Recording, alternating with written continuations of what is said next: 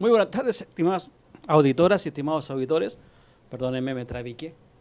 Ya estamos dando inicio al capítulo del día de hoy, 21 de abril del año 2025, de Sin Restricciones, el programa del debate, la cultura, la contingencia y la actualidad de la radio hoy. Mi nombre es Luis Miguel Retamales, no Luis Retamales como dice aquí abajo. Juanito Cuadrille, por favor, corrijan eso. Ya lo hablamos. Sí, pero lo hablamos, pues, ¿y qué sacamos con que lo hablemos? Ahí, el que está al aire, Juanito Cuadrille. Muy buenas tardes, Juanito, ¿cómo estás? Buenas tardes, don Luis Miguel. Ya está hablado con el, ¿cómo se llama? Con el gráfico. Así que ya pronto se va a hacer la corrección como corresponde. Perfecto. Bueno, y como siempre, también me acompaña don Jorge Araya. Hola, George. Hola Luis Miguel, como siempre muchas gracias por la invitación a conversar los temas de la actualidad nacional, internacional, la historia y la cultura, aquí sin restricciones, pues, en la radio hoy, el sonido de tu vida. Juanito, ¿a través de qué canal estamos yendo al aire? Estamos a través del canal 649 para la gente de Melipilla y sus alrededores, de el TV Cable Binet, canal 198 de Zapping, a través de la plataforma Orbit TV por iOS y Android, y obviamente por la señal online de Radio Hoy, que es www.radiohoy.cl. Y esto después se queda ahí alojado en YouTube, en Spotify y en todos esos lados. Ya saben entonces, muchas gracias, Juanito, ya saben entonces que estamos en todas esas plataformas. ¿Tenemos una cortina que lanzar, Juanito? Verdad. Ahí, dele nomás.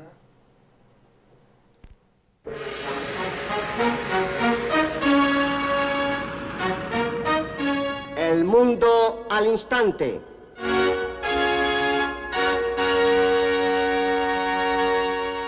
Ahí estaba la cortina del mundo al instante. ¿Para qué, Jorge? Para dar paso a la noticia del día, la noticia del año, en lo que ha ocurrido este año y probablemente en lo que resta del año también, que ha sido el fallecimiento del Papa argentino, del señor Francisco I, que falleció en esta madrugada después de haber sufrido una enfermedad bastante larga durante los últimos meses, desde febrero que estaba enfermo con una bronconeumonía en ambos pulmones, y que pese a que ayer se vio dando el saludo Urbi et Orbi a la gente que está agolpada ahí en la Plaza San Pedro, en la Ciudad del Vaticano, esta madrugada nos despertamos con la noticia del fallecimiento repentino digo porque ayer se había visto relativamente bien, del Papa Bergoglio, de Francisco I, Jorge. El Papa, mi tocayo, pues, Jorge Bergoglio, ¿no es cierto? Tenía 88 años, estaba ya bastante avanzada de edad, bastante maltratar de salud, así que no es sorpresa, aparte que aquí en Sin Restricciones ya lo habíamos avisorado, usted mismo, hace unos, creo que un mes atrás. Un mes estábamos hablando, sí. Claro, usted incluso preguntó, ¿falleció el Papa? Y ahí le dijimos, no, estaba ahí en la clínica todavía, bastante mal, pero mira, ahí parpadeó la luz. Ay. Francisco, tranquilo, vamos a hablar bien de ti. Vamos a hablar bien de ti. En esa época, Jorge, el Papa estaba para la corneta. Estaba bastante mal y por eso que tú hiciste la pregunta que era bastante atingente en su minuto, o sea, el Papa. Y ya sabes, casi te lo dije, ¿eh? Pero lo pensé. Para mí adentro era como un deseo propio. Era como que pase la Semana Santa. Oye. Y fue, pero tal cual. Y más encima, mira, no solo pasó la Semana Santa, alcanzó a dar la bendición Urbi et Orbe, sino que hoy es 21 de abril. ¿Ya? Hoy es el día en que se conmemora también el día de la fundación de Roma. Ah, mira. La ciudad entonces murió el mismo día que Rómulo y Remo fundaron Roma. Lo que no quería según la pasar, tradición latina. Lo que no quería dejar pasar, ¿por qué dije para la corneta? Porque no es una vulgaridad para la corneta. Eso viene de la Guerra del Pacífico, sí, ¿verdad, profesor? Claro. Cuando un enfermo está listo para fallecer prácticamente, se tocaba la corneta que avisaba al resto clarín, que había fallecido. Entonces, por eso se dice que estaba para la corneta. En esa época, coloquialmente vamos a decirlo, el Papa estaba para la corneta y bueno, un desenlace fatal fue hoy día. Se vienen momentos, bueno, hay una serie de protocolos que cumplir, Jorge, hay una serie de procesos que cumplir, pero lo que más nos puede interesar, no sé si te parece a ti o quieres conversar de otro tema, pero el cónclave, ¿o no? Ah, pero por supuesto, pero mira, digámosle algunas cositas a la gente. Primero que nada, 12 años de papado. A mí me pasaron volando, no sé a ti, pero es como que sí. Yo lo sentía como que fue hace poco. Totalmente. Y no, fueron 12 años de papado. ¿Ya? Cosas que deberíamos recordar. Tú lo dijiste ya, primer papa latinoamericano. O sea, en la historia del papado, que él fue el papa 266 de la iglesia. 266. ¿Ya? En 266 papas, solo uno solo dos han sido que no han sido de Europa. ¿Ya? Uno que era de Siria, ya, pero en plena época, al principio de la iglesia, y este papa latinoamericano. ¿Ya? Y tampoco han sido muchos más los extranjeros. Tú dijiste que no eran de Europa, pero... O sea, yo dije Europa, claro. Que no hayan sido italianos son re pocos. Exacto, que entonces ya nos vamos al tema de Italia. Otro detalle simpático, tú sabes que ningún papa ha elegido el nombre Pedro. O sea, el único papa Pedro fue el primero, el que instauró la iglesia, ¿ya? Y que está su tumba ahí en el Vaticano, ahí justo bajo el altar mayor. ¿Ya? Y siempre vamos a hablar de eso ahora, cuando eligen al Papa le preguntan, cuando ya lo eligen, le preguntan cuál va a ser el nombre por el cual quiere ser conocido. Y el Papa Jorge Bergoglio no tuvo duda, él dijo Francisco. Y en relación a San Francisco de Asís, porque él quería darle una impronta a su pontificado, ya de ser un pontificado cercano a los pobres. Y fíjate que ahora revisando estos 12 años de pontificado, sí anduvo cerca a los pobres. También nosotros no nos fijamos mucho, pero yo ahora estuve revisando, viendo las noticias en la tarde, ya estuvo bastante cerca de los pobres y de los perseguidos, los disminuidos. Ya vamos a señalar algunos ejemplos. Tercera cosa que a mí me llamó la atención, ¿ya? Y tú me lo preguntaste y lo comentaste, ya podemos empezar a tirar líneas. ¿Ya? El Papa argentino, ¿ya? Incluso los argentinos felices, campeones del mundo, tiene su iglesia maradoniana también, con Maradona. ¿Ya? El Papa argentino, sin embargo, nunca fue a Argentina, estuvo en Brasil, estuvo en Chile, ¿te fijas? Estuvo en el Perú, en otros países más. O sea, de hecho fue un papa bien viajero, estuvo en más de 60 países. Sin embargo, nunca estuvo en Argentina. Y todos se harán la pregunta, bueno, ¿qué pasó? ¿Por qué no quiso ir a Argentina? Bueno, porque en Argentina hay una relación amor-odio con este papa. ¿Ya? Algunos lo amaban, ¿ya? Porque hablaban no decían el papa de los pobres, decían el papa de la gente. Ya, muy cercano a la gente, ya, pero otros lo criticaban, por ejemplo, en su tibieza, cuando él estaba a cargo de la iglesia en Buenos Aires, ya, su tibieza ante la Junta Militar, ya, que fue muy criticado por eso, ante la desaparición de algunos seminaristas, feligreses, durante los oscuros años del gobierno militar, la guerra sucia que hubo ya. Los peronistas también lo criticaban harto, aunque Cristina lo amaba, ¿ya? Cristina Kirchner, ¿te fijas? Tuviste que Milei mismo, antes de ser el presidente de Argentina, ya lo trató del demonio, dijo que era el demonio, ¿ya? Y ahora escribió ahí unas palabras muy sentidas que había tenido el honor de conocerlo. ¿Ya? O sea, la hipocresía en dos patas, ¿qué crees que te diga? ¿Ya? O sea, yo creo que el Papa, si no lo dijo, quedó bastante claro que él nunca fue a Argentina, ¿ya? Porque no quería alimentar ni a los lobos que lo odiaban, ¿ya? Que los perros que ladraban contra él, ni a los que lo adulaban y querían colgarse de su figura para potenciarse su sector político. O sea, la división política en Argentina, yo creo que el Papa no quiso beneficiar ni a uno ni a otro y nunca se presentó en Argentina entonces. Eso es lo que yo entendí. No tuvo buena relación con Néstor Kirchner. Claro. Luego, al inicio del gobierno de Cristina Fernández tampoco tuvo muy buena relación. Sin embargo, después hubo un acercamiento e incluso hay un gesto que le hace Bergoglio al nieto de Cristina, que le regala unas par de cositas, qué sé yo. Claro. Luego con Macri tampoco tuvo una relación bastante distante y bastante lejana, digamos, no muy cercana. Con Alberto Fernández, fíjate tú, también partió con muy buena relación, pero después se fue enfriando, claro, por un manejo político que trató de hacer Fernández respecto de esta buena relación que tenía con el Papa. Y finalmente con Milei, lo que tú dijiste, Milei lo insultó varias veces antes de ser presidente. Ahora dice que fue un placer conocerlo y reconocer sus virtudes, claro, pero el Papa tuvo también una relación diplomática con Milei. Digamos que a Cristina Fernández creo que la recibió, lo estoy leyendo en la tarde, 7 veces. Ah, mira. A Macri 2 veces, a Fernández creo que 2 o 3 veces, y a Milei una vez. Claro. Pero efectivamente lo que llama la atención, y fue claramente por lo que dices tú, que no quiso visitar suelo argentino justamente por la polarización, exacto, que existe en estos momentos ahí en Argentina, y también para evitar que hubiera un uso político de su visita. Lo que queda es lo que tú bien señalaste, Jorge, esas críticas de unos y de otros. Unos porque fue muy tibio, como dijiste tú, en la dictadura, y otros también porque el cura rojo. Claro. Recordemos que un cura jesuita, es el primer jesuita. Eso es el dato que también quería aportar. El primer jesuita que es papa, ¿no es verdad? Exactamente. Y los jesuitas, aparte de haber sido repudiados por la iglesia en su momento, ¿no es verdad? han tenido siempre llamémoslo una dedicación, una profunda dedicación hacia el más pobre. Sí. Entonces, sabemos los prejuicios que existen. Si tú tienes algún discurso de defensa del más pobre, discurso de defensa de los trabajadores, discurso de defensa de cualquier tipo de minorías, eres comunista. Y a este cura lo tildaron también de cura rojo, que fue lo que dijo Milei antes de asumir. Claro. Y con otras palabras peores. Él abordó temas, fíjate que yo estaba leyendo en la tarde, él abordó temas bastante controversiales, ¿eh? Ya, como por ejemplo, voy a mencionar 3 nomás, ya, el tema del capitalismo. Ya, él dijo que el capitalismo era un sistema que mata. ¿Ya? Un sistema que mata. Y por ahí le tiró un raspacacho en el primer gobierno de Trump, le tiró un raspacacho re bueno, cuando Trump fue a saludarlo y todo, y dándosela de gran cristiano, ¿ya? Y él dijo, no hay que construir muros, hay que construir puentes. ¿Ya? Cualquiera que construye muros y separa o digrega, ya no es cristiano.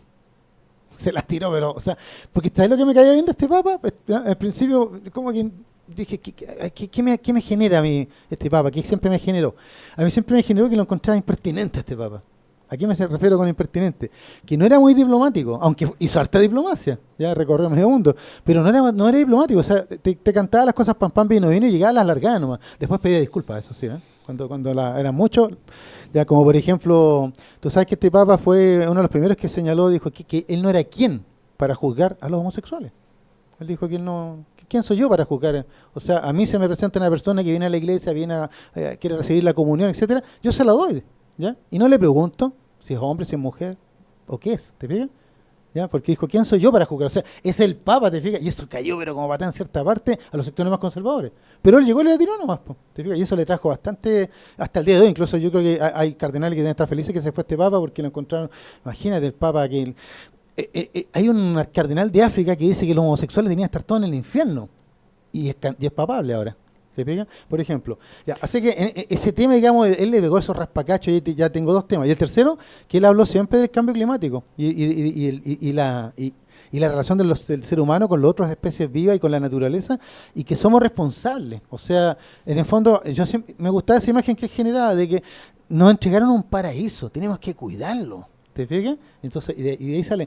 Tienen varios documentos, encíclicas por ahí que se refieren a eso. Pero lo más bonito, para terminarnos las ideas principales de este pontificado, ¿ya? Es que él siempre estuvo con el tema de los migrantes, por ejemplo. Cuando asumió como papa, partió ahí a Lampedusa, donde habían llegado un lote de migrantes africanos, y estuvo con ellos. Y se enfrentó a las autoridades italianas por lo mismo, ¿ya? Que los mandaban de vuelta en sus pateras. ¿Te fijas? Entonces, es un papa bien progresista para algunas cosas, pero medio tibio para otras. Este cura, digamos, también como cura argentino, era un apasionado al fútbol. También sí, hay pues era de San Lorenzo. Un par de anécdotas relacionadas con eso, pero yo creo que tú lo definiste súper bien cuando dijiste, era un cura progre en muchas cosas, pero bastante conservador en otras. Yo creo que eso lo define en lo que es la política del Vaticano, Jorge.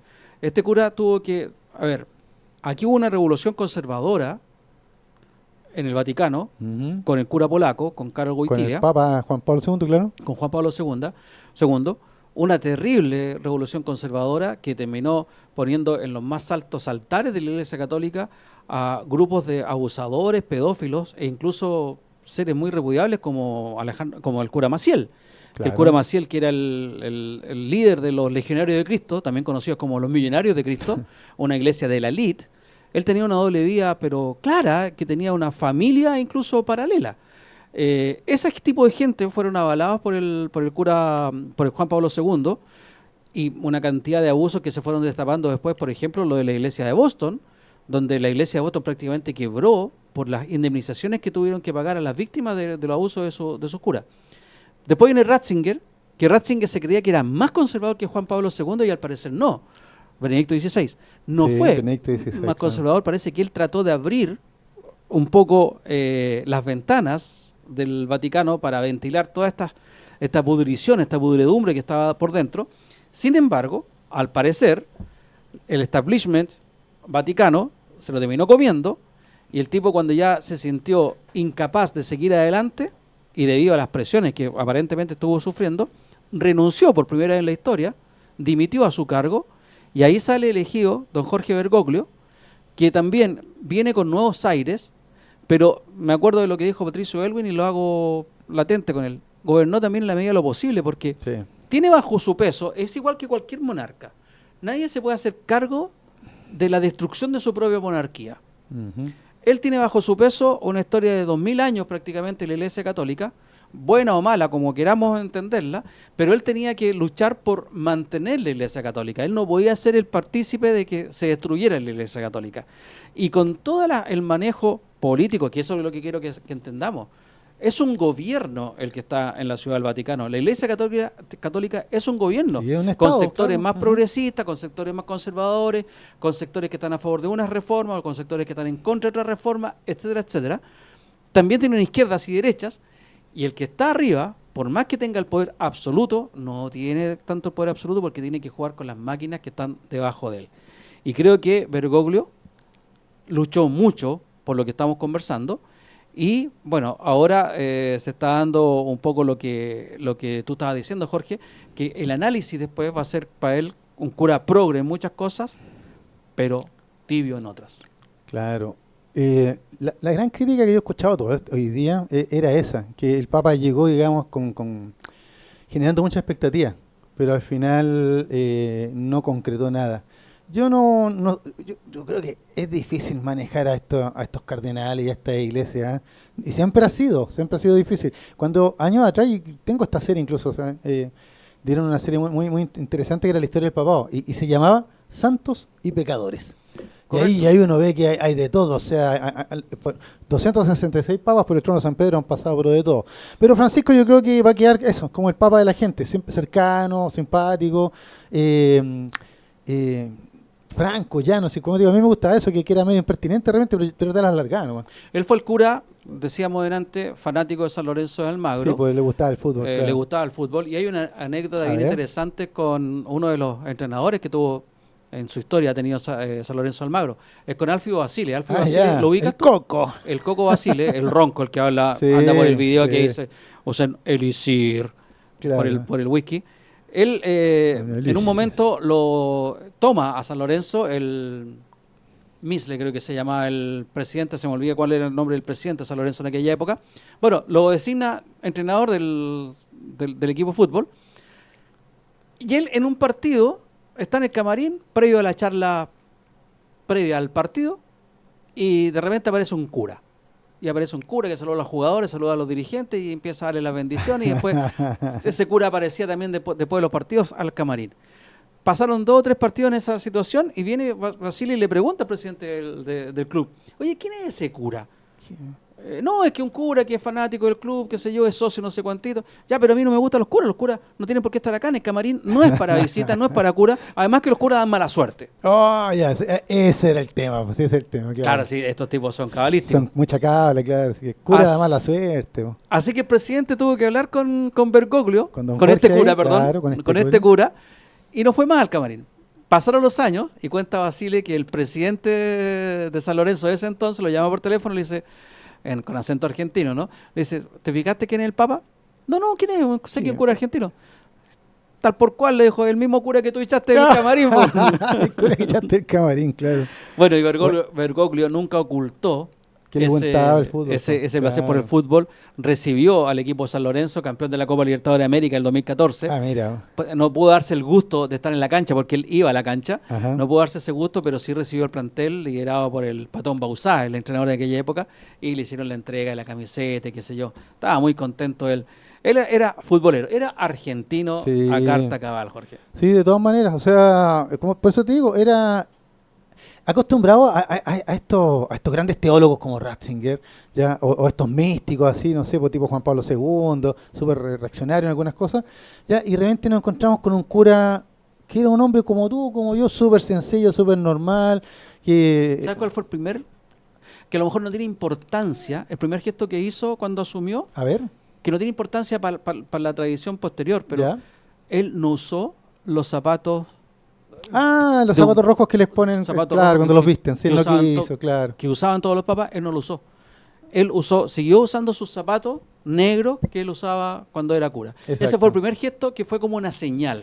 Claro, muchos dijeron, pero esta cuestión es populismo. Sí, puede ser populismo, pero es un gesto de lo que después ocurrió, pues Jorge. Porque ahora que estamos viendo todo lo que va a venir en adelante, simplificó el tema del funeral. Es que a eso iba, claro. Yo creo que, mira, vámonos a comerciales, Jorge, y después seguimos conversando lo que la visita del Papa a Chile, que no fue de las más felices. Y los candidatos, pues. Los candidatos, y conversemos lo que viene también respecto de la ceremonia, todo el protocolo que también fue cambiado por Bergoglio, y ahí vamos a comentar detalles. Vamos y volvemos entonces con la primera pausa de Sin Restricciones del día de hoy.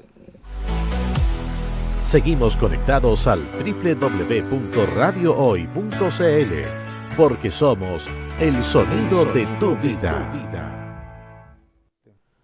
Ya estamos de vuelta, Sin Restricciones, día de hoy, 21 de abril de 2025. Estamos conversando el fallecimiento del Papa Francisco I, el argentino Jorge Bergoglio. Jorge, nos habíamos quedado ¿En qué nos quedamos? con temas pendientes.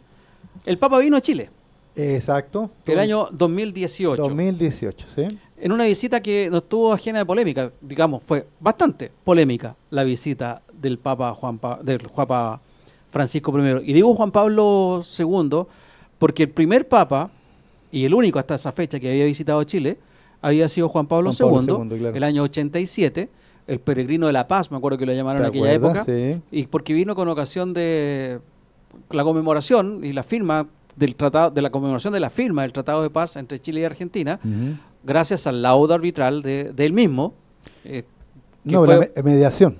La mediación, y que Mm. fue promovida por el recordadísimo y querido cardenal Antonio Zamoré. Claro. Bueno, el 87, cuando vino el Papa, tú te acordarás, Jorge, nosotros estábamos jóvenes en aquella época, pero aquí se paró Chile completamente. 21 años.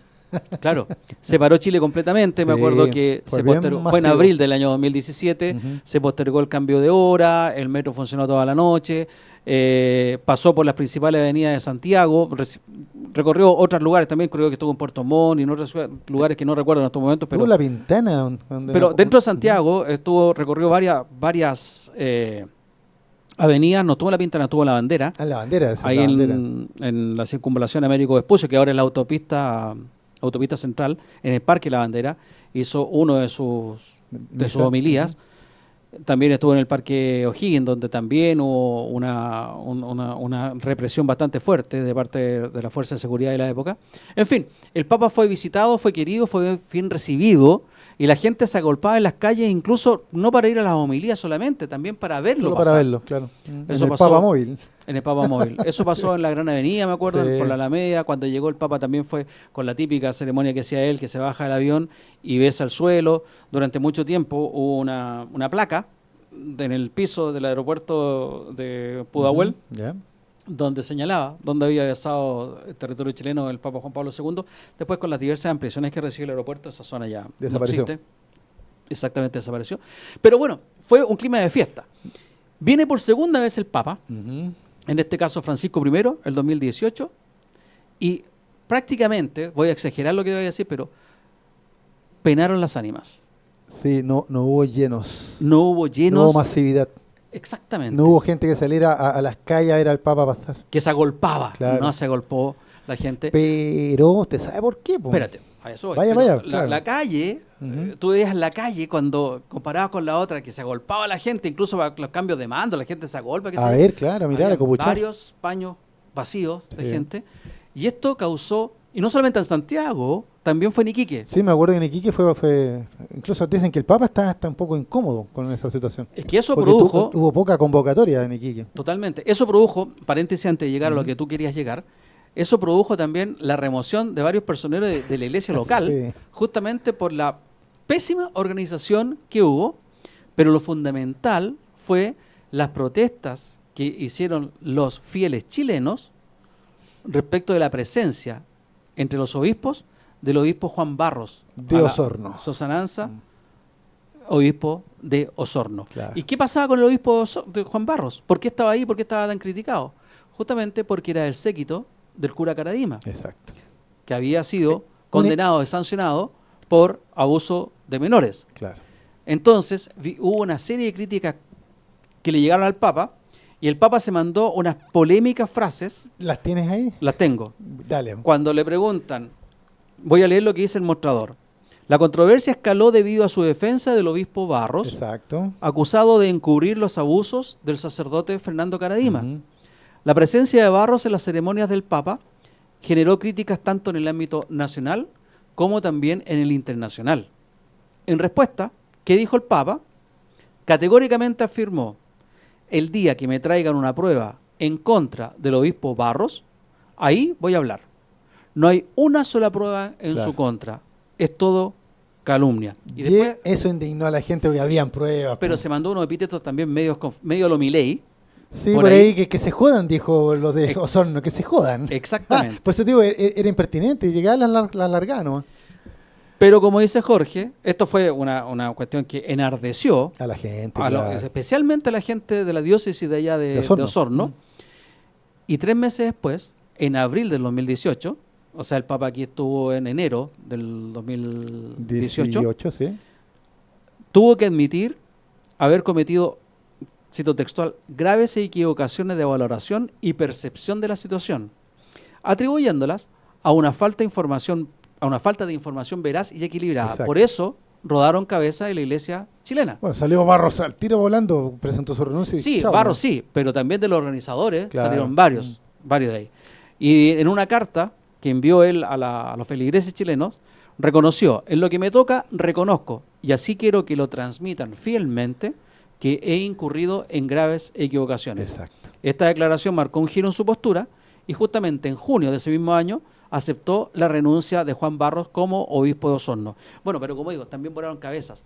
Y esto, fíjate tú, que acercó al Papa con las víctimas de Caraíma, Exactamente. Con Hamilton. A los 3 del bosque. a los tres: Hamilton, Juan Carlos Cruz y se me olvida el Patiño, no, se me olvida el No, no, tercero, no me acuerdo. se me da el nombre. Los acercó e incluso los invitó a una visita al Vaticano y los trató.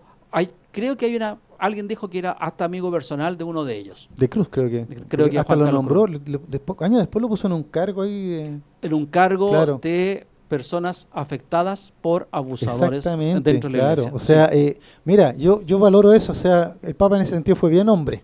¿Ya? Porque primero salió con la pachotá, pero después tuvo la hombría de reconocer que se había equivocado, de pedir perdón y de enmendar el rumbo. Y no sé si, creo que la nota no sale, porque también vi esa nota, ¿ya? Pero recuerda que después el Papa convocó a Roma a los obispos chilenos. Y ahí les pegó el raspacacho. Sí, la nota no sale. Ya, pero yo me acordé de eso, que los llamó a Roma y les pegó su tonto raspacacho. Ahora todos esperábamos que rodaran más cabezas. Y sin embargo quedó como ahí nomás. ¿Pero quién estaba a la cabeza de la iglesia chilena en ese entonces? Estaba Errázuriz. ¿Y qué pasó con el Rasuri? Bueno, se pasó a retiro nomás. Está en el ostracismo. Claro, y todo No es como quisiéramos nosotros, Jorge, No, pero está no, a la forma de la iglesia católica. Sí, uno quisiera que hicieran esos autos de fe como se hacían en el siglo XV en la España de los reyes católicos, pero es verdad que todo ese grupo fue castigado, y todos, o sea, Lo sacaron o a otros lo tiraron a la hora secundaria. exactamente, los mandaron a una parroquia por ahí y sería todo, y se acabó su carrera. Claro, como digo, no es como uno quisiera, pero es como acostumbra hacer la iglesia católica. Y esto es lo que el cura, Bergoglio, se expuso a los sectores más conservadores Exacto. de la sociedad vaticana, porque al reconocer estos errores, Jorge, y al actuar en concordancia con ese reconocimiento, se echó a mucha gente encima, a los Claro. sectores más conservadores de la iglesia, y justamente sectores como Errázuriz y lo que estamos hablando, que venían de la época de Juan Pablo II. Claro. No, por eso te digo, o sea, eso habla bien de él, ¿ya? Pero al mismo tiempo que yo creo que ahí tienen que haber surgido bastantes voces, no por lo de Chile en general, porque acuérdate que está el tema de Estados Unidos, también está el tema De Boston. de lo de Boston, claro. Hay una película lo de muy buena. Lo de Irlanda, en Australia, o sea, mucho el tema del abuso, y parecía que este iba a ser el Papa que iba a poner cascabel al gato. ¿Ya? Y de repente como que se desinfló. O sea, salieron algunos, otros pasaron a retiro, pero todo así como súper diplomático. No como lo esperaría uno, o sea, con la dureza de una justicia más, no sé. Po. Más Sí. efectiva, más rápida quizás. Usted sabe que nuestro amigo Jesús, ¿ya? En el Evangelio de Mateo dice claramente, el que le haga daño a un niño merece que le pongan una piedra de molino al cuello y lo lancen al mar. Y eso lo dijo Jesús, no yo. Oye, ¿Qué tú quería que le diga? hablaste también de los cambios que había hecho el cura y yo quiero referirme A ver. a lo que viene. Tú tienes una infografía preparada ahí Sí, también. ahí Juanito nos va a tirar la infografía. Pero lo que viene aquí va a haber un funeral más simple, más sencillo que el Sí, que estamos porque él acostumbrados. estableció eso, claro. Una tumba distinta, que ahí quiero que tú me expliques bien lo que voy a leer porque no lo entendí. A ver, Y un cónclave que va a ser más pronto. claro. En lo que se refiere a la capilla, Francisco, durante el funeral de Benedicto XVI, había adelantado que el cadáver del Papa no podía estar expuesto en un ataúd. Entonces modificó el protocolo, estoy leyendo lo que dice El País de España, Ya. para que los papas sean velados y sepultados como cualquier hijo de la iglesia, con Ya. dignidad, pero no sobre almohadones. Claro. Eh, Te el ri- explico, lo que el pasa ri- es que casi todos los papas les colocan 3 sarcófagos. 3 No, ataúdes. a eso voy a llegar después. Ah, ya, perfecto. En abril del 2024, es decir, hace un año, introdujo varios cambios para agilizar todo este proceso, Ujú. de tal forma que la constatación de la muerte, aquí empiezo con detalles, ya no se hace en la habitación del Papa, Ah, ya. se hace en la capilla. Ya. El cuerpo se introduce de inmediato en el ataúd de madera con cubierta interna de zinc y se lleva a la basílica directamente. Ya. Antes se hacía una etapa de esto en un palacio apostólico. Ah, sí. Allí, en la basílica, se va a exponer a los fieles, previsiblemente a partir del miércoles, es decir, de pasado mañana, con el féretro abierto durante 3 días. Y luego va a ser llevado el funeral. Ahora viene otra novedad, la sepultura. Francisco va a ser uno de los pocos papas que a elegir, va a estar, porque así lo eligió, en su tumba fuera de la Ciudad del Vaticano. Va a estar en la Basílica Santa María la Mayor, Ujú. que no está dentro del Vaticano donde descansan 23 papas, dice el texto.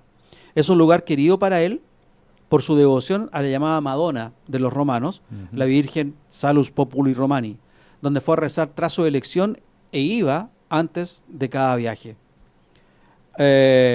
Hay otros papas que han elegido estar enterrados fuera del Vaticano, son otros 2, Pío IX, Ya. que está en San Lorenzo Extramuros, y León XIII en San Juan de Letrán. Es decir, todos los curas posteriores, todos los papas posteriores e inmediatamente anteriores a este papa están dentro de la Ciudad del Vaticano y ahí está otra de las novedades. Sí, te cuento, es bien impresionante, porque bajo la Basílica de San Pedro están las criptas de los papas. ¿Ya? De hecho, está la tumba de San Pedro y ahí están todos estos papas que tú señalas, están ahí con sus tumbas.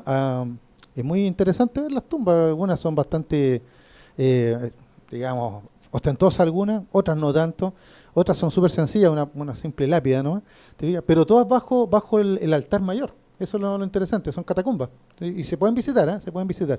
¿Ya? Y por eso que entonces llamó la atención de que este papa jesuita quisiera ser más humilde que los otros. Pues no quiso estar ahí, sino que quiso estar donde María.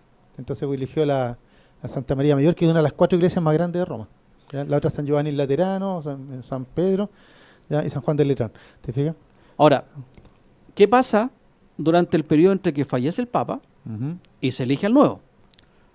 Tras la muerte del pontífice vienen 9 días de luto. Exacto, Se llaman novendiali. exacto, claro. Durante el periodo de sede vacante, aquí viene cómo se van distribuyendo las autoridades. La autoridad para las decisiones administrativas y de gestión del Vaticano recae en la figura del camarlengo. Camarlengo, sí. ¿Ya? Como el administrador. Exacto. Mm. Es quien certifica la muerte del Papa, anula el anillo pontificio y cierra las Exacto. estancias papales. Claro. El camarlengo gobierna con la ayuda de 3 cardenales, elegidos a la suerte, al azar, Ujú. y se renuevan cada 3 días. El funeral se celebra no antes de 4 días después del fallecimiento del pontífice y tampoco después de 6. Claro. Actualmente, ese camarlengo es un cardenal estadounidense que se llama Kevin Joseph Farrell. Sí. Hay otra figura relevante, estoy leyendo lo que dice el diario El País, Ajá.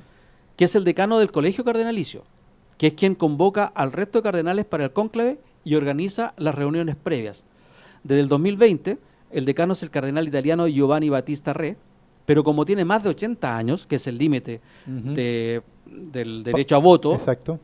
para la elección del Papa, no lo va a poder presidir, por lo tanto lo hará el cardenal más anciano del orden de los obispos, que es Pietro Parolin, otro italiano, hasta ahora número 2 de la Iglesia porque es el secretario de Estado del Vaticano. Y candidato a papa, ¿eh? Bueno, eso tú me estoy puesto a referir. Claro. Jorge, una pregunta. Sí. ¿El decano del Colegio Cardenalicio, ese en algún momento fue el cura Medina? Creo que sí. ¿O fue el otro? Bueno, Esa parte no me acuerdo. No recuerdo si un chileno haya llegado a tan alto cargo. Ya, pero no sí, sería pues, raro. había uno que anunció al Papa Ratzinger. Entonces Ese fue el cura Medina. Entonces fue Medina, claro. Bueno, después viene el Medina cónclave. estuvo muy metido ahí, sí. El cónclave para elegir el nuevo Papa se celebra, y aquí te viene otra novedad, entre 15 y 20 días después de la muerte del pontífice. Exacto. Ujú. Es decir, en esta ocasión será el 5 y el 10 de mayo. Este plazo tan largo estaba pensado en el pasado para dar tiempo a los cardenales a llegar a Roma Claro. desde otros lugares del mundo. Imagínate, llegan en barco. Sí, pues vienen de todo el mundo. Claro. En este momento, de los 135, perdón, son 135 cardenales que vienen desde 71 países del mundo, no es menor, Ya, claro. 71 países del mundo. Sin embargo, esta vez entrará en vigor por primera vez una disposición que fue hecha por Benedicto XVI en el 2013, que establece que el inicio del cónclave se puede adelantar, es decir, no esperar a 15 días, si es que han llegado todos los cardenales a Roma. Buena, O sea, podría ser antes del 5 de mayo, en los primeros días del mes. exacto. Los cardenales se van a alojar en la residencia Santa Marta, dentro del Vaticano, que Juan Pablo II lo construyó para ese fin, porque cuando lo eligieron a Juan Pablo II, Estaban en hubo celdas, problemas de claro. logística y de traslado, entonces Juan Pablo dijo, no podemos tener este nuevo quilombo y vamos a hacer una residencia, y ahí está la residencia Santa Marta, donde van y vienen cada día a la Capilla Sixtina, donde se celebran las votaciones. El primer día se hace por una sola votación y luego ya se hacen 2 en la mañana y dos en la tarde. Si no, claro, Tenemos sí. entonces, se hacen las primeras 2 votaciones y se saca el humo negro o el humo blanco. Exacto. Eso digamos a media tarde o a mediodía. Luego, en la tarde hacen 2 votaciones y puede salir en cualquiera de esas 2 el humo negro o el humo blanco. Al final, de ambos escrutinios en la mañana y en la tarde se hace salir la famosa fumata, como estaba hablando. El humo en negro si no hay papa y el blanco si hay nuevo. Tírate el otro monito, Juanito, por si acaso. Aquí lo que te preguntaba yo. Porque ahí, justo lo que Luis Miguel estaba leyendo, es lo que está en esta segunda infografía donde aparece cómo votan, ¿te fijas? Y Perfecto. lo del humo. Y aquí está lo que te iba a preguntar, A Jorge. ver. La persona que anuncia al mundo quién es el nuevo papa, y esto fue el cura Jorge Medina, Ya, cardenal. Ese era otro de los cardenales que tenía Chile. ahí está. Desde el balcón de la Basílica de San Pedro se hace el anuncio y es el llamado cardenal protodiácono. El primer cardenal del orden de los diáconos, que es el francés Dominique Manberti. ¿Tú no te acuerdas que Jorge Medina fue el que anunció a No me acordaba. Ratzinger? Pero tendría lógica, pero no me acordaba de eso. Es como que, ¿sabes qué? A mí Ratzinger como que se me perdió entre Juan Pablo I y este papa. Como que Ratzinger... Ya. Así que no bueno, recordaba ese evento. el quórum necesario para elegir al nuevo papa es de 2/3 para Ujú. buscar el máximo consejo, es decir, 90 votos. Claro, pues son 138 los que tienen derecho a voto ahora. Sí, aquí dicen 90 votos si entran en el cónclave todos los cardenales con derecho a voto. Pues a veces algunos no lo hacen por enfermedad o si han sido protagonistas de algún escándalo. ¿Cuántos son en totales, Jorge? Son más de 260, pero... Claro, 252. ¿Viste? Por Pero, lo tanto- pero como está el tema de los 80 años, solo 138 estarían habilitados para votar. 135 dicen acá. Aquí tengo Por la edad. 138. Incluso hay un límite mínimo que dejó estableció Pablo VI de 120. Mira, Bueno, y lo más interesante, ¿cómo Jorge, dicen que están antidemocráticos, viste? Votan y eligen. Sí. Claro que solo los cardenales. mira, Juan Pablo II introdujo Sí. una polémica norma A ver. que permitía pasar a la mayoría absoluta a partir de la votación número 34. Ah, sí. Allá no, también. eliminaban los 2/3 y pasáis por la mitad más Incluso uno. buscaban, si habían 2 candidatos, iban esos 2 nomás a la votación. así No, como- pero eso es después. Ya. Benedicto XVI lo anuló y solo permitió que a partir de ese momento se decida solo entre los 2 Entre candidatos con más, más apoyo. Con más votados, Pero ahí claro. tienen que tener, sí, mantienen los 2/3, Jorge. Exacto. Y lo último, la geografía, ¿de dónde vienen? Aquí viene re interesante. De los 135 cardenales, los europeos siguen siendo los más numerosos, 53. Pero no tienen mayoría por sí solos. Asia tiene 23 cardenales, África 18 y América del Sur tiene 17. Norteamérica, fíjate tú, tiene 16. Mira, Y América Central tiene 4. Ya. Oceanía, otros Norteamérica, 4. ahí deben estar incluidos los de México, Norteamérica. Y Canadá. Claro. Bueno, ¿cuáles son los países con más cardenales, Jorge? A ver. Italia tiene 17, Estados Unidos 10, Brasil 7, España y Francia 5 e India con 4. Lo curioso de España, Mish. que España tiene 3 dentro de su país Ya. y 2 cardenales que están fuera. Uno es de Rabat. Ah, ya, claro, norte de África. Mira, Eso es lo que te voy a... Yo creo que a la decir. gente le quedó pero súper claro, o sea, está ordenadito y con todos los detalles y súper completo. Lo que yo te puedo agregar acá simplemente son algunos candidatos, que nombres que Eso empiezan a sería girar. interesante saber. Ahora es divertido porque esto lo escuché el fin de semana, como era Semana Santa, vi la película Cónclave. Y está pero precisa porque fíjate que es una ficción, Cónclave, pero te explica, lo que acaba de decir te lo explican ahí, tú lo estás viendo en la película. ¿Te fijas? Entonces, lo simpático es que en Cónclave, y después lo volví a leer hoy día, lo escuché muchas veces hoy día en las noticias, está la frase de que el que entra papa al Cónclave sale cardenal. Ah, mira O qué sea, interesante. o sea que si hay favoritos que dicen, mira, este puede ser papa, no va a ser Usualmente papa. No, sale. claro, o sea, ojalá que nadie dijera tu nombre porque te queman, pues, te quemas. Entonces, esa es la frase, digamos, lo simpático. O sea, que entra papa al cónclave, sale cardenal nomás. Así que, pero esa es la talla. Pero bueno, aquí les voy a mencionar a varios papables, Ahora, varios elegibles. digamos, Jorge, ¿Ah? ¿las fuentes son confiables o son especulaciones? Eh, ¿Qué eh, crees tú? en relación a...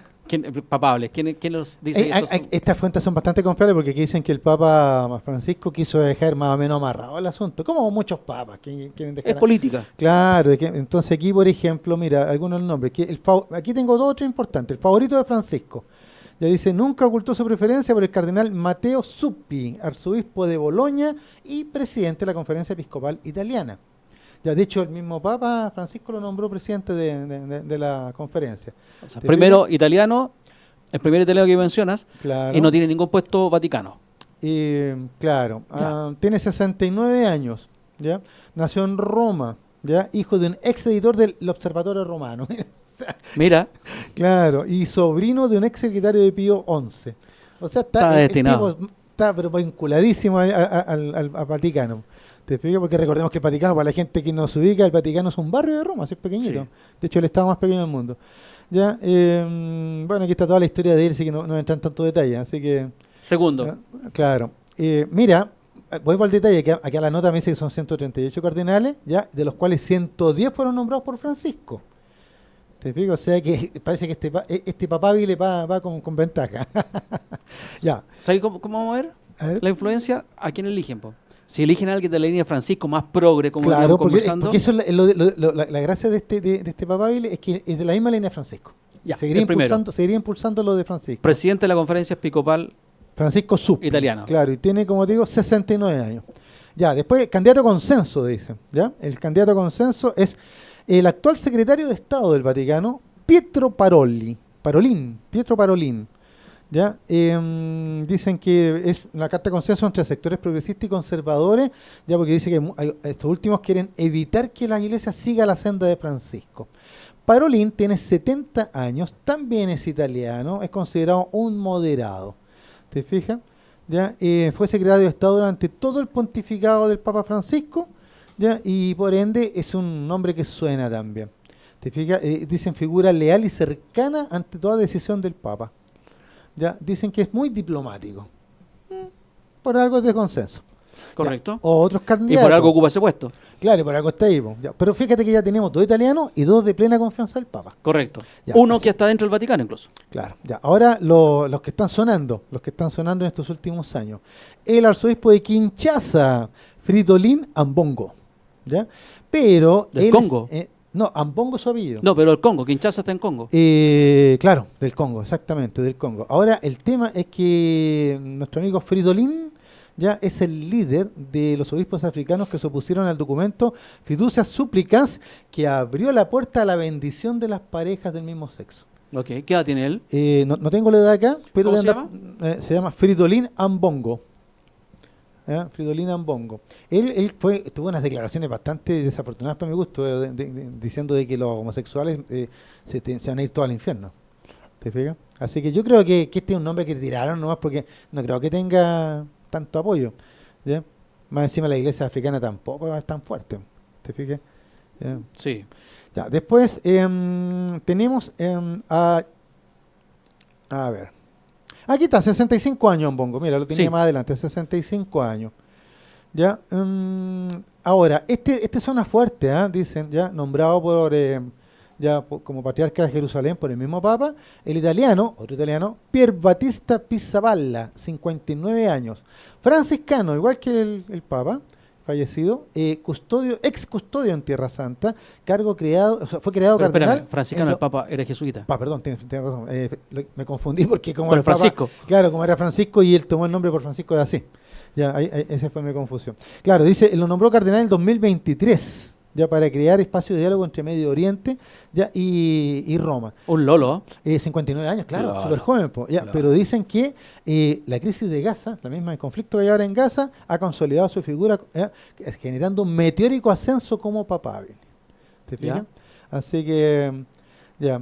ahí tenemos algunos nombres. Tenemos 4. Ahí ¿No tienes tenemos más? 4. Tengo otra nota con más. La voy a buscar al tiro porque me sale un filipino en esta otra nota. Mientras tanto te comento algo. ¿Sí? Si te has fijado en un detalle. A ver. Cuando asume Tenemos tres Bergoglio, italianos ya. cuando asume Bergoglio tiene Sí. 76 años. Claro. En esa época se dijo que era un cura viejo, Sí, que sí. estaba viejo para ser papa y por lo mismo iba a ser de corto mandato.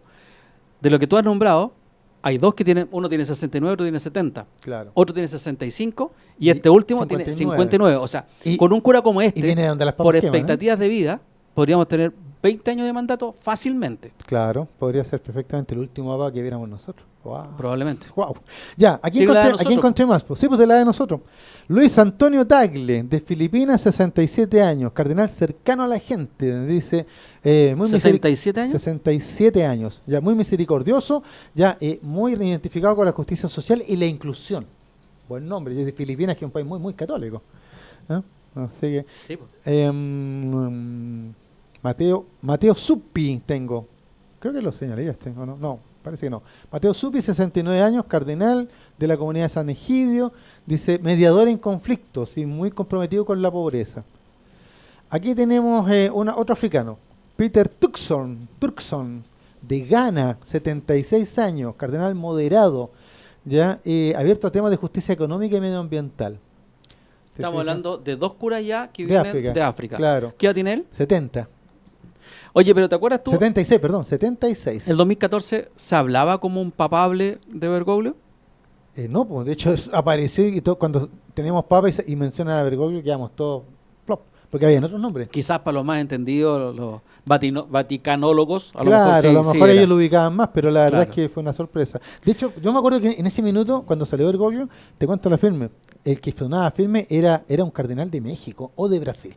Esos eran los que sonaban más firmes. ¿Verdad que había un brasileño? Claro, o sea, Del de México no me acuerdo. ya, es que México y Brasil son los que tienen más población católica. Sí, no, pero ¿no? hablaban ¿Te fijas? de un brasileño. A lo que quiero Claro. llegar que hoy día de Latinoamérica, ni siquiera de América, o sea, de No, Estados no, Unidos no tampoco, salió ninguno. no suena ninguno. Porque tengo dos más acá. Tengo a Wilhelm Eich, de Países Bajos, 71 años, cardenal, conservador, opositor de la moral sexual y de la comunión de los divorciados que se casan de nuevo. O sea, este no sale. Este súper retrógrado. Esperemos que no.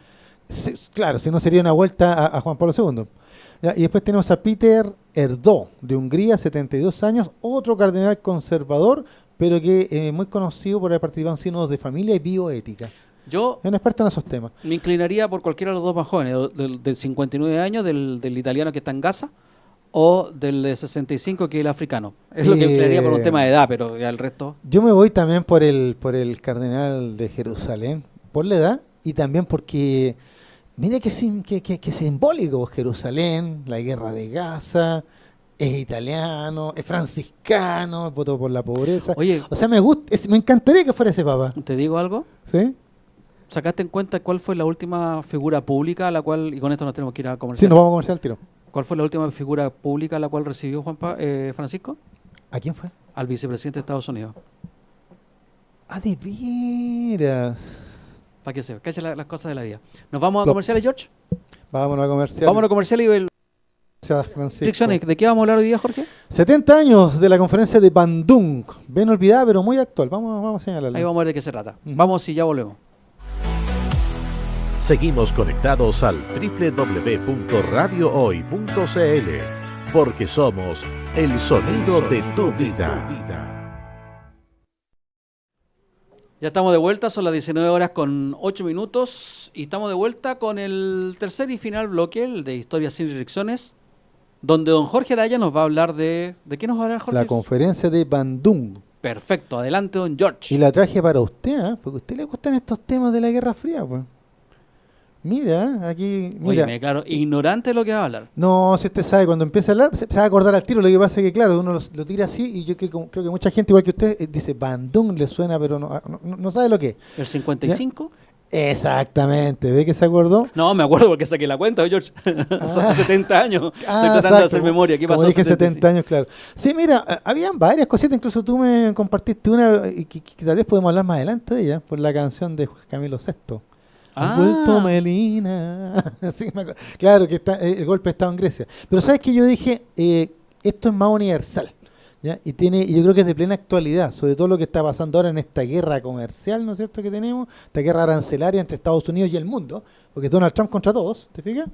¿Ya? Entonces dije, vale la pena recordar estos momentos que de repente la gente, no es que se lo haya olvidado, probablemente ni las conoce porque no hay una película así de esto, y estoy buscando alguna película que hable de esto.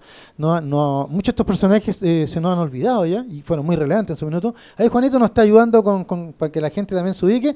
Esos países que usted ve ahí, amigo mío, son los que participaron, 29 países que participaron de la conferencia de Bandung. ¿Dónde queda Bandung, Juanito? Queda en Indonesia. En Indonesia, esas islitas rojas que ustedes ven allá abajo, ahí en el sector, abajo a la derecha, eso es Indonesia. ¿Ya? O sea, ahí veo que fueron 5 países organizadores. Exacto. Y 24 países que fueron invitados. Exactamente. Esos son los 29. Exactamente. De hecho fueron 20, hay 6 de África nomás y el resto son todos países de Asia. Ahora, la gracia es que esto fue, aquí lo tengo, Perdón. Dale. entre el 18 de abril y el 24 de abril de 1955. Por eso dije, hoy día estamos a 21 ya. Correcto. A 21. George, Entonces dije, estamos justo en los 70 años de esta gran reunión. Cuénteme. ¿quiénes fueron los países organizadores? Veo la India, veo Pakistán. Exacto. Luego Indonesia. Indonesia, íbamos con 3. ¿Cuál es el que está al lado de la India? Sri Lanka, ahora se llama Sri Lanka. Sri Lanka, ahí tenemos, correcto. Tenemos India, Pakistán, Sri Lanka, Indonesia. Ahí tenemos los organizadores. Son- Y me falta uno, son Myanmar de ahora, que era Birmania. la antigua Birmania, claro. Perfecto. Esos son los Birmania, organizadores. India, Pakistán, Ceilán y E Indonesia. Indonesia, claro. Pero en realidad esto lo van a impulsar dos grandes líderes, ¿ya? Que son el líder de Indonesia en ese minuto, que era Sukarno, ¿ya? Que era un ex guerrillero que había luchado contra los holandeses para conseguir la independencia de Indonesia. Yo lo conocía como Sujarno. Sukarno, Eh. bueno, aparece también con J o con K, así que para que no Sí, sufran. KH, ¿no es cierto? Claro, ¿ya? Entonces ya, Sukarno o Sujarno, ya, mira, aquí nos tiró una fotito y el que está a la izquierda, el que está más a la izquierda, ese es Sukarno, el que está con su gorrito típico ahí, negrito ahí, es como un fez, ¿ya? Ese es el líder de Indonesia. Y me gusta esta foto porque el que está al medio, muy meditabundo, con otro gorrito blanco ahí, es nada menos que Jawaharlal Nehru, ¿ya? El hombre que consiguió la independencia de la India al lado de Gandhi, pues, ¿ya? ¿Te fijas? Y padre de la que después va a ser la futura líder de la India, Indira Gandhi, que es una dinastía de gobernantes. Una casta. Te pusiste mi ley, ¿ah? Una casta. Claro. Yo hablé más de una dinastía porque estamos hablando de la India, civilización milenaria, pues, ¿no es cierto? ¿Te fijas? No, pero Nehru, ya, uno de los más importantes líderes de lo que va a ser denominado después el tercer mundo. ¿Te fijas? De los movimientos no alineados. ¿Te acuerdas que hablamos de eso? Claro, pero aquí todavía no son alineados. ¿Te fijas por qué? Porque esta fue la primera reunión. ¿Ya? Aquí, tírame la otra fotito, Juanito, para mostrar al otro caballero. ¿Ya? A ver si lo reconocen aquí. Mira, el primero, el que está más cerca a la izquierda. ¿Lo ubicas quién es? Ese medio narigoncito. ¿De egipcio? Exacto, ¿Abdel Nasser? es Gamal Abdel Nasser. Ellos tres son los líderes que van a impulsar la reunión de los países que recién se estaban independizando, ya ex colonias del Imperio Británico, del Imperio Francés en su mayoría, ¿te fijas? ¿Ya? Y que querían entonces reunirse para dar digamos, un frente unido contra el imperialismo, antiimperialismo, anticolonialismo. Básicamente ese fue el sentido de esta reunión. ¿Ya? Porque recordemos que la India se había independizado recién en 1947. ¿Te fijas? ¿Ya? Ahora en el mapa que nos había puesto Juanito, si quieres lo pones de nuevo, Juanito, el mapita, ya vemos que, por ejemplo, hay países que ahora, imagínate, hay uno que está disputando la hegemonía mundial ahora, que es China. Pero China recién en 1949 en realidad, en el 49, Mao triunfa en la guerra, lo comentamos aquí, contamos esa historia, el triunfo de la revolución comunista en China, ¿te fijas? ¿Ya? Y Mao estaba recién ahí con sus reformas en 1950. China era un país subdesarrollado, Está, sumido en la pobreza. Claro, y está en el momento que están pegándose el gran salto adelante, que es el momento en que mueren millones de chinos, ¿ya? Por hambre. Y después viene la revolución cultural. Exacto. Entonces, Mao Mao no era el líder que va a ser después. Te fijas, en ese minuto uno de los invitados nomás. ¿Ya? Aquí, por ejemplo, no está Ghana. ¿Ya? Ahí está Ghana, en África. Ahí está Ghana. ¿Lo alcanzan a ver? Ahí, ¿no? Ahí está. Liberia. De Costa de Oro, dice Gold Coast ahí en el mapa. Ese es Ghana. ¿Ya? ¿Y por qué quiero señalar a Ghana? Porque de ahí sale otro líder más, el cuarto, ¿ya? Que se llamaba Nkrumah. ¿Ya? Ghana fueron por ahí por 1959, fueron los primeros países de África en independizarse de los británicos. Y lo hicieron de una manera súper así, como lo hicieron los británicos, ¿sí? Todo conversado y dialogado. ¿Te fijas? Los británicos, a diferencia de los franceses, fueron más por el diálogo y como lo hicieron en la India y en otros lados. Igual dejaron la embarra, ¿te fijas? Pero Ghana, con este líder, también se destaca mucho. Entonces, ¿por qué quiero señalar estos cuatro? Porque aquí en Bandung van a hablar del antiimperialismo, van a hablar del anticolonialismo, ya, pero sobre todo van a resaltar los derechos humanos. Y dentro de los derechos humanos, el derecho a la autodeterminación de los pueblos. ¿Por qué? Porque se van a agarrar de las declaraciones de las Naciones Unidas. ¿Te fijas? Jorge, dame un segundo. Entonces, eso va a ser muy importante. Dime, dale. Repitamos quiénes están de los países invitados, porque aquí Juanito nos agrandó el Bueno, mapa aquí los invitados del- tenemos a Liberia, ¿ya? Ghana, la antigua Costa de Oro, Libia, Egipto, Sudán ahora está en una guerra civil brutal, Etiopía, Yemen, el que estamos haciendo bombardeo por Estados Unidos estos minutos, Arabia Saudita, Irak, Libia, Jordania, Siria, Turquía, Irán, Afganistán, China, Nepal, Birmania, Laos, Vietnam del Norte y Vietnam del Sur, este tiempo están separados, ya vamos a hablar de Vietnam también la próxima semana, Camboya, Filipinas, mira, y el Japón, que Japón no era subdesarrollado ni nada, sin embargo también que venía saliendo de la guerra. venía siendo la guerra, claro. China no tenía en ese momento el poder para vetar a Nepal, cosa que ahora sí lo hace. Claro, ¿no? Pero si China, como le dije, estaban en el salto adelante, estaban pero muriéndose de hambre. Afganistán, ¿Te fijas? fíjate que era un actor importante en esta reunión. Sí, pues y un tapón ahí entre los rusos, en los soviéticos, te fijas, y estos países recién independizados. Sudán, que como dijiste tú, está dividido y está en una Ahora, guerra que viene hace claro. mucho tiempo. Claro, pero Sudán Yemen, que está dividido ahora, está en Yemen del Sur y Yemen del Norte. también, claro. Bueno, imagínate Irak con la guerra que tuvo con Estados Unidos, Irak, A todo esto, Pakistán- Siria, la guerra civil. Pakistán hacía muy poco se había separado de la India, Y no, se separaron en el momento de la independencia, el 47. el 47. Claro, o sea, y ese fue el fracaso de Gandhi. Gandhi pensaba que con la buena onda iba a mantener la India unida. Sin embargo, cuando se produce la independencia, la India se va a dividir en 4 países. Po. Y después incluso van a ser más, porque después viene el Pakistán Oriental, es hoy día Bangladesh. ¿Te fijas? Que después se va a separar en la década del 70. Perfecto. ¿Te fijas? Entonces, pero mira lo interesante. Ya acá vemos que el proceso de descolonización en Asia ya va a tener 2 grandes vertientes. Una que va a ser la vertiente, digamos, de la resistencia pacífica. El triunfo más notable fue de la India. Y la otra vertiente va a ser la lucha guerrillera, como en Vietnam. Pero Indonesia va a mezclar, va a combinar los dos. Va a luchar y al mismo tiempo negociar para conseguir su independencia. Y por eso es que Sukarno y Nehru, ellos sabían que los europeos estaban demasiado débiles para volver a colonizarlo, digamos. Pero el mundo está en Guerra Fría. Sí. Entonces, Nehru y Sukarno están en la disyuntiva. ¿A quién apoyamos? ¿A los soviéticos o a los norteamericanos? ¿Te fijas? Y entonces ahí viene la genialidad de estos líderes que dicen, ¿por qué? Po? Mira cuántos somos. Mira la población que tenemos. Mira los recursos que tenemos. No tenemos por qué alinearnos ni con Estados Unidos, capitalismo, ni con el comunismo soviético. Los socialismos reales. ¿Te fijas? Y ahí aparece este otro líder que había derrocado ya al rey de Egipto, el Farouk, ahí en Egipto. ¿Te fijas? Nasser, que dice, por supuesto, nosotros somos la tercera opción. Y ahí apareció un sociólogo francés que crea el concepto. Ya cuando se produce esta conferencia de Bandung, él dice, ahí tenemos a los países del tercer mundo. ¿Por qué? Porque no eran ni el mundo capitalista de Estados Unidos, ni el mundo socialista de los soviéticos, sino que era el tercer mundo que ahora se mostraba su cara.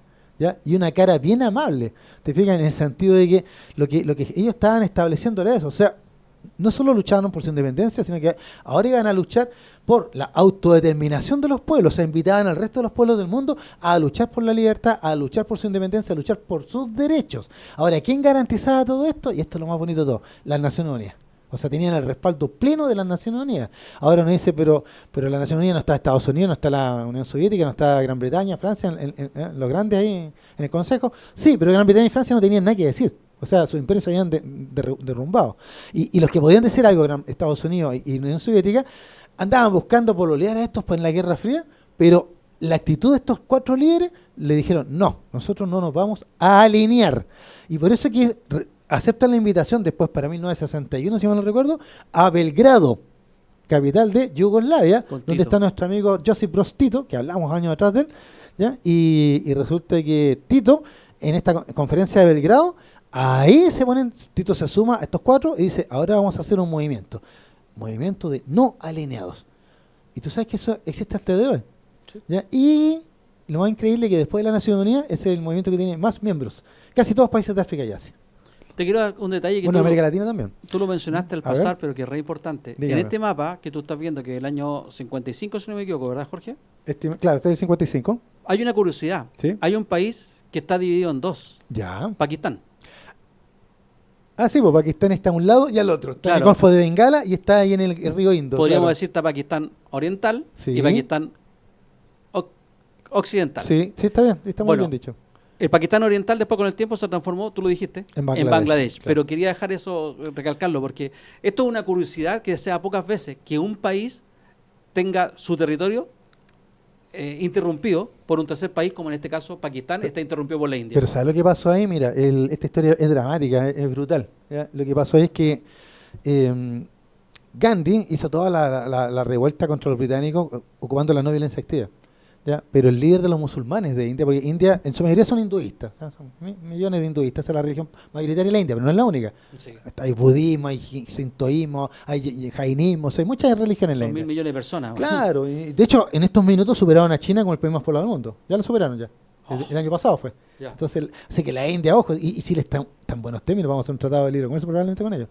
¿Ya? Bueno, no sé ahora con esto de la globalización y los aranceles, pero la globalización se anduvo yendo a la chuña. Pero ¿qué pasó con Pakistán? Que el líder de Pakistán, Jinnah, nunca quiso una India unida. Dijo, en una India unida los musulmanes siempre vamos a estar bajo el dominio de los indios. ¿Ya? Y de los hindúes, de la parte religiosa. Entonces Jinnah insistía en un Estado musulmán. ¿Te fijas? Y porfió. Y ese fue el dolor de cabeza de los británicos. Entonces cuando Lord Mountbatten ya se hace el plan de partición y Lord Mountbatten renuncia como virrey y dice, bueno, y la Bretaña le da la independencia a la India, ¿ya? Gandhi esperaba convencer a Jinnah, ¿ya? De mantener la unidad. Pero resulta que en la misma noche que se produce la independencia de la India, esa misma noche, los musulmanes declaran su propia independencia y crean Pakistán. Correcto. Entonces, ¿qué pasó? Que los musulmanes empezaban a atacar a los indios o de religión hindú que estaban en sus territorios y estos empezaron a huir hacia la India. Una migración, estamos hablando de 3, 4, 5 millones de personas y se empezaron a movilizar huyendo de la violencia. Y a su vez, los que estaban en la India, que eran de religión hindú, empiezan a atacar a las comunidades musulmanas que empiezan a huir. Y ahí hay una imagen que es bien dramática y que, mira, una serie de Marvel rescató, si quieren verla, ahí los jovencitos deberían verla, que se llama Miss Marvel. Es una niñita que es de origen pakistaní y está en Estados Unidos. Es fantasía. Pero esta niñita, en la serie, justo ella tiene una visión. Y en esa visión, ella está en el tren, los trenes que están saliendo desde la India hacia Pakistán, huyendo de la violencia. Esos trenes eran asaltados y la gente era asesinada y quemada viva dentro de los vagones. O sea, mira, murieron millones de personas. Ya, fue una de las más grandes migraciones después de la Segunda Guerra Mundial. ¿Ya? Y los que no pudieron atravesar la India para llegar a Pakistán, ahí no se refugiaron, en el Golfo de Bengala. Ya. ¿Te fijas? Y ahí entonces donde ya Gandhi dice, si siguen con esto, yo hago ayuno de nuevo y me muero. No como más, me muero aquí. Ayuno. Y por respeto a Gandhi, tanto musulmanes como hindúes dijeron, pararon la violencia. ¿Te fijas? Pero hubo que reconocer un hecho consumado, y es que la India no iba a estar unida. ¿Te fijas? Entonces Pakistán y la India, dos estados separados. Uno musulmán, uno indio. Y con el tiempo pues, se transforma en Bangladesh. Y lo más increíble es que Gandhi, tiempo después, viene un fanático indio, ¿ya? Y lo culpa de la división de la India y lo asesina. Otro detalle curioso, Jorge. Dígame. De los 5 estados que organizaron esta reunión, ¿Sí? que son Pakistán, la India, Birmania, Ceilán en Ceilán ese minuto todavía, claro. e Indonesia, Ujú. actualmente 4 de esos están entre los 5 países más poblados del mundo. Sí. La India, como tú dijiste, Indonesia también, claro. China, China, sí. Indonesia y Pakistán. Claro. En tercer lugar está Estados Unidos, pero de estos 5, 4 están entre los 5 más poblados del mundo. Sí. Imagínate la densidad de habitantes que hay en ese Nosotros acá en Occidente tenemos la no sé, pues la imagen todavía de un sudeste asiático pobre, lleno de gente, ¿no es cierto?, masivo. Y fíjate que no es tan así ya, pues. O sea, la India es una potencia económica, tecnológica, tiene satélites, telefonía, etcétera. Para hablar de China, pues. En China hay, cuando hablamos de las megápolis, siempre pensamos en Ciudad de México, no sé, Sao Paulo, Nueva York. Y se nos olvida que en China hay 7 megápolis en estos minutos. ¿Qué es Megápolis? La ciudad que tiene más de 1 millón de habitantes, más de 10 millones de habitantes, más de 10 millones de habitantes. ¿Te fijas? Entonces, ¿por qué vuelvo a Bandung? Porque no hemos olvidado de Bandung, no olvidamos que en 1955 este grupo de países recién independientes que habían sufrido la explotación de los imperios europeos del siglo XIX y principios del XX, dijeron basta, ¿ya? Y impulsaron la igualdad de los pueblos, la democracia, la libertad, ¿te fijas? La autodeterminación. Ellos hicieron una declaración, ¿te fijas? Y la declaración de principio que se mantiene hasta el día de hoy. Y que van a impulsar después el movimiento de no alineados. Claro, es verdad que de 70 años después parece que los no alineados son tan inoperantes como lo son las Naciones Unidas actualmente. Que, ¿te fijas? Las Naciones Unidas es el ausente en todos los grandes conflictos actualmente. No lo vemos en Ucrania, no lo vemos en Gaza. Como que, ¿qué pasa con las Naciones Unidas? De repente aparece Guterres hablando y decime, ¿quién es este caballero? ¿De dónde es? ¿Qué está haciendo? Porque no hemos olvidado. De las Naciones Unidas vamos a hablar más adelante, porque también en 1945 vamos a estar... ¿Te fijas? Entonces, pero por eso los quise traer a colación y quise traer a colación también a estos líderes, que algunos los recordamos por temas violentos. La gente se acuerda de Nasser nomás de las guerras contra Israel, ¿no? Te fijas, la crisis de Suez, la guerra de los 6 días, pero no olvidamos que Nasser fue uno de los impulsores de este movimiento de no alineados. Ya, Sukarno, yo creo, todos nos quedamos con la imagen de Sukarno de la película El año que vivimos en peligro. No sé si viste esa película. Sí, claro. ¿Ya? Cuando se produce el golpe en Indonesia, Sukarno, pues bueno, lo tildan de un tirano. Y para qué hablar de Nehru, pues. Nehru está olvidado, tal vez a algunos les suena la Indira Gandhi, pero lo relacionan con que es hija de Mahatma Gandhi. Claro, piensan que hija de Gandhi, no, pues, Indira era. Gandhi tomó el nombre de Gandhi en honor a Gandhi, pero es la hija de Nehru, el hombre, la mano derecha de Gandhi. ¿Te fijas? Y así, pues entonces, en realidad, aquí tenemos que hace 70 años estaban mostrando aquí, estos países se estaban mostrando. 70 años después, tú mismo puedes decirme, Luis Miguel, por cierto, para que la gente le quede súper claro. Tenemos a China, India, potencia, tú mencionaste las potencias demográficas, pero ahora estamos hablando de potencias económicas, Japón. tecnológicas, Japón. ¿Te fijas? Y los que se han ido quedando atrás, desgraciadamente, han sido Medio Oriente y África, desgraciadamente. Ya, Claro, cuando porque tienen un potencial enorme. ahí tenemos a Arabia Saudita, que es una potencia económica, producto del petróleo. Y después el Vaticano, todavía sigue, igual que el Vaticano, sigue siendo una teocracia. Claro, Una claro. monarquía. Pero ahí tienes, Absoluta. como tú dijiste, la India y China son Son grandes potencias. líderes, son los cabecillas de BRICS, ¿no es verdad? Claro. Vietnam, no dejemos de lado Vietnam. Sí, pero es que no vamos a hablar de él. No, pero como sudeste asiático también es un sí, país desarrollado actualmente. Oye, y Trump, como le dio a Vietnam, al sudeste asiático, le dio firme con los aranceles, ¿eh? Sí. O sea, ¿te quieres que le diga? Y Filipinas, capaz que de ahí salga el nuevo papa, po. Según lo que dijiste tú hace Bueno, un rato. Filipinas Tiene es uno de los muy candidatos. católica, claro, muy católica. Y fíjate, a mí hay un detalle, voy a revisar esta noticia, porque Trump tiene una tabla de aranceles, golpeó a todo el mundo, incluso a una isla llena de pingüinos, ¿viste Sí, esa noticia? sí. Que era para la risa. Yo cacho que los asesores ni tenían idea. ¿Ah? Pero ¿y qué pasó con la India? ¿Cuántos aranceles le dieron a la India? Buen detalle, no me fijé en eso. ¿Ya? Oh, tenía esa información, pero no me acuerdo. No te acuerdo ahora, pero es que fíjate, es porque insisto, o sea, mi sobrino hoy día festinaban diciendo que con la muerte del Papa y con este tema de Donald Trump y los aranceles, ya estaban viviendo momentos históricos de transformación mundial. ¿Te fijas? Y yo dije, sí, tal vez sí, porque a lo mejor acá tenemos a las futuras potencias, pero digo futuras potencias, no nos olvidemos, amigos, China, India y toda esta zona, civilizaciones milenarias, pues compadre. O sea, aquí no estamos hablando de paisillos que surgieron hace 70 o 60 años atrás. Nuevos No, ricos. Acá tenemos, claro, la India, 2000 años de historia, China lo mismo. O sea, entre la India y China, ahí está en la pelea, 2500, 2000 años, ¿quién es más antiguo? Parece que un poquito más antiguo es China. ¿Te fijas? Ahora, si hablamos de los más antiguos, Irak sería el más antiguo de todos, con Egipto. Etiopía. ¿Ya? Y claro, en Etiopía están los restos humanos, pero de civilización, Irak y Egipto serían los más antiguos, pero ahí se quedaron, po. Ahí se quedaron, po. ¿Te fijas? Sí. Yo, mira, vuelvo, ya que está mostrando ahí el Líbano, Jordania y por ahí está Israel, me encantaría que el patriarca, o sea, el cardenal de Jerusalén fuera el nuevo papa. Sería, pero una señal, un símbolo extraordinario. Vamos a estar atentos entonces, recordemos que van ¿Qué a quiere ser que le diga? en los próximos 15 días, se van a ver novedades de cuándo se inicia el cónclave. Oye, Jorge, te quería mencionar Sí, también, dale nomás. me quedé pegado con el tema de la cantidad de habitantes, Sí. de la demografía. ¿Ah, los tiene ahí? Sí, Ah, el, bueno. el país más, como dijiste tú, el país más habitado, hoy día 2025, Hoy día. con estimaciones, es la India con 1.460 millones de habitantes, Ah, mierda, redondeando. La China lo sigue con 1.416. O sea, entre ambos hacen casi 3.000 millones de habitantes Exacto. para ¿Y el el mundo, mundo que tiene? tiene 8.000 8.000. aproximadamente. Casi. Y fíjate que el tercer país más poblado es Estados Unidos, pero ¿sabe cuánto? 347 millones de habitantes. Ya. O sea, Sí, que hay de- quien más tenía. casi Veamos 1.000 el top 10. casi 1.000 millones menos Claro. que China. Y de gente más adulta, incluso. No vamos a hablar de jóvenes. Ah, probablemente. Claro, que- Indonesia, Ahí 285 está, otro más, millones. ya, Indonesia, ahí está. Pakistán, El otro. 255 millones. Nigeria, Ya. 237 Ese no está ahí millones. en el mapa porque no fue a la primera conferencia. Brasil, 212 millones. Bangladesh, Ahí está. 175, El Pakistán o sea, Oriental. sumemos a Bangladesh con Pakistán. Listo. Estamos hablando La prácticamente mitad del de mundo. 500 millones de personas. Claro. Prácticamente. No, un poquito menos. No, un poquito menos. O sea, no. no es que si sumamos Pakistán, Bangladesh, Pero la te digo, India y China. Bangladesh era ex Pakistán. Ah, claro, sí. Po. Rusia, 144 millones de habitantes. Y Etiopía, también está ahí está en el mapa, 10º lugar, sí. con 135 millones de habitantes. El caso dramático de Etiopía, país muy pobre que tiene apenas para alimentar a su Vamos a hablar un día de Etiopía porque la historia de Haile Selassie.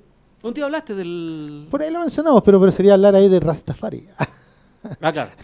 Haile Selassie ¿verdad? Es Rastafari. Bueno, y ahí podemos meterlo con Bob Marley y todos felices. ¿Ah? La historia En nuestra... ¿Y la hacen? los pueblos. Ahí están los pueblos del mundo, el tercer mundo, ya en su nacimiento. Así que hasta la otra semana que les vamos a ir con el tercer mundo para la otra semana. Te hizo el tiro. Bueno, nos vamos. Esperemos tener alguna novedad para el próximo lunes respecto del cónclave de los papas. No van a haber noticias ni novedades porque ya medimos los tiempos que se toman los jerarcas de la Iglesia Católica, entonces no van a haber novedades respecto de quiénes serán. Quizás sí podemos tener novedades respecto de quiénes son los favoritos, los papables. Así que siga viéndonos el próximo lunes a la misma hora a través de www.radiohoy.cl. Próximo lunes, 18 horas, sin restricciones. Nos vemos, que estén todos muy bien. En la radio suena sin parar, sin restricciones va a comenzar el debate lleno de emoción, con la cultura y la conversación. Política, debate y buen humor, voces fuertes en la transmisión. El programa más longevo de la hoy, con la verdad siempre brillarán. Sin restricciones vamos